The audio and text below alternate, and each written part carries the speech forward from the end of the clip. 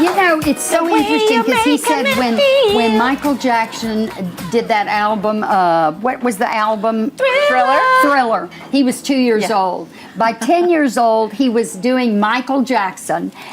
Our Michael Hicks. He was doing Michael Jackson, and he was emceeing the show where he performed doing Michael Jackson stuff at 10 years old.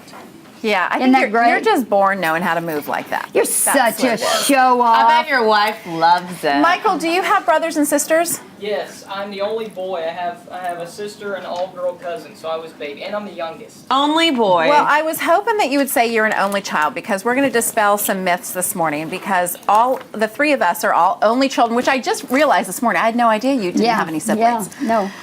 So we're explains so much. I know, right? We are all only children, and so to you only children out there, I say this, that only children are not lonely.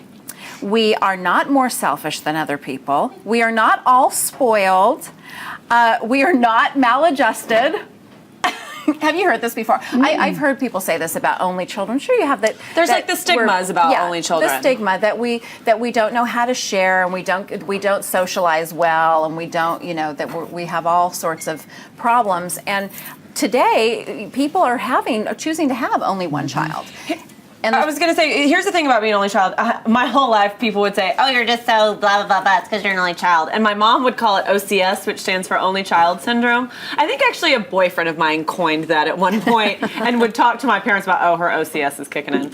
But my parents had one child because they were older when they had me. But, my mom always said when people would say, oh, you spoil your child, like y'all give Courtney anything she wants, my mom would go, no, we just have more time and more energy and more money to expend into one child versus dividing it over three. But I had a job when I was 16 years old. I didn't get a brand new car. I worked in college and in high school, and so it was never, I grew up blue collar. They never gave me anything that I wanted, but the benefits I will say being an only child is my parents at a very young age, I remember 4 or 5, if I needed to use the restroom, my mom would be like, well, there's the door, and I'll watch you go to the restroom. And they would teach me kind of that independence of there was no coddling. Here's how to order for yourself at a restaurant and go to a restroom, and giving me those independent characteristics that I still to this day. I don't need to have people swaddle me, and I don't need a big group of people to feel.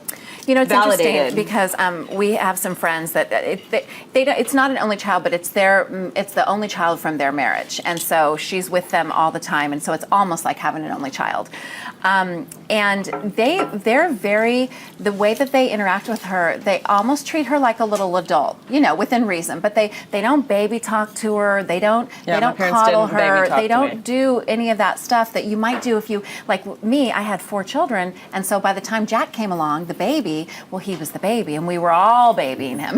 All his 3 brothers were babying him and everything. And so I think it's kind of interesting to see how they talk to her more as an adult and give her decision making. And was it like that with you when you My mother worked really hard, was gone at 6:30 in the morning, and I got myself up, got to school. I could cook my dinner. She sold insurance at night or took me to the Broadway theater, and I saw movies by myself. I had a very interesting life growing up with an amazing woman. And the only child thing, see, here's the deal.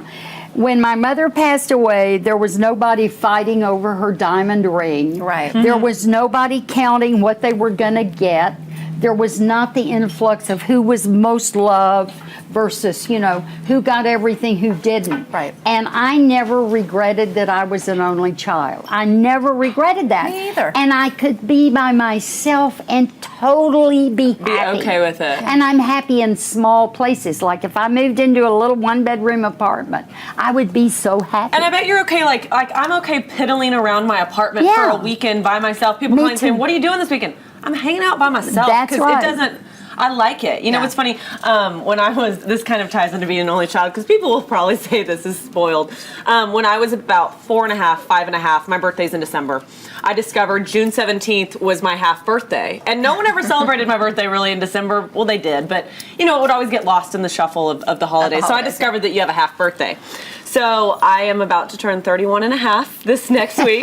And Saturday afternoon, my mom is actually coming to Dallas, and we still celebrate your half birthdays. We go have lunch, and we usually go get mani-pedis, and then we go shopping. And so everyone's always like, oh, that's because you're an only child. But like anytime I'm dating somebody, I'm always like, let's celebrate your half birthday. And they're like, you're ridiculous. I love that. I think I'm going to do the math and figure out when our half birthdays are. Yeah. When's your We'll have a birthday? cake here, September 26th. Oh, then it's in April.